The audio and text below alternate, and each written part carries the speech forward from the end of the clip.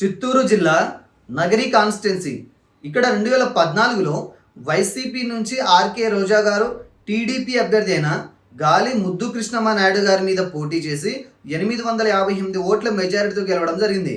ఫైనల్గా ఇక్కడ ఈ సీట్ని వైఎస్ఆర్సీపీ కైవసం చేసుకోవడం జరిగింది.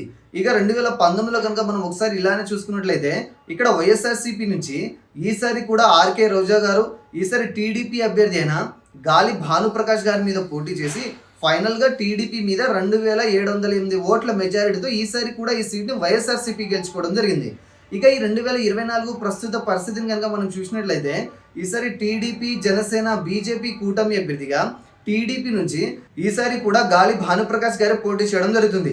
ఇక వైఎస్ఆర్సీపీ నుంచి ఈసారి కూడా ఆర్కే రోజా గారే ఇక్కడ పోటీ చేయడం జరుగుతుంది.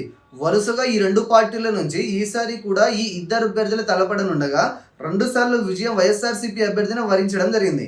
ఇకపోతే ఇక్కడ టీడీపీ అభ్యర్థి అయిన గాలి భానుప్రకాష్ గారికి ఈసారి విజయం అన్నది ఇక్కడ గెలుపు అన్నది చాలా కీలకంగా ఒక సవాల్గా మారబోతుంది. ఈ సవాల్కి ఈసారి ఇక్కడ పెరిగిన కూటమి బలాన్ని తోడు చేసుకుని గెలవాలనే సంకల్పంతో కుటుంబంతో సహా విస్తృత ప్రచారం చేస్తూ ప్రజల్లో మమేకమై ఈయన ప్రజలు మన్ననలు పొందుతుంటే మరోపక్క వైసీపీ అభ్యర్థి అయిన ఆర్కే రోజా గారు హ్యాట్రిక్ విజయం సాధించాలన్న సంకల్పంతో మరింత విస్తృత ప్రచారం చేయడం జరుగుతుంది. కానీ ఈసారి ఎక్కడ ప్రజల్లో రోజా గారి మీద వ్యతిరేకత పెరగడం వల్ల ఈసారి వీరిద్దరి మధ్య జరిగే హోరాహోరీ పోరులో ఇక్కడ కూటమికే ఎక్కువ గెలుపు అవకాశాలు కనబడుతున్నాయి. ఈ అంచనాన్ని పక్కన పెట్టి ఫైనల్గా కొన్ని ముఖ్య సర్వే ఫలితాలను పరిగణలోకి తీసుకుని పరిశీలించి చూడగా కూడా ఈసారి ఇక్కడ మంచి మెజారిటీతో కూటమి అభ్యర్థి గెలిచే అవకాశం ఎక్కువగా కనబడుతుంది. కానీ ఈ గెలుపు అనేది కొత్తగా ఈసారి పోలవబోయే యువత ఓట్ల మీద కూడా ఆధారపడి ఉంటుంది.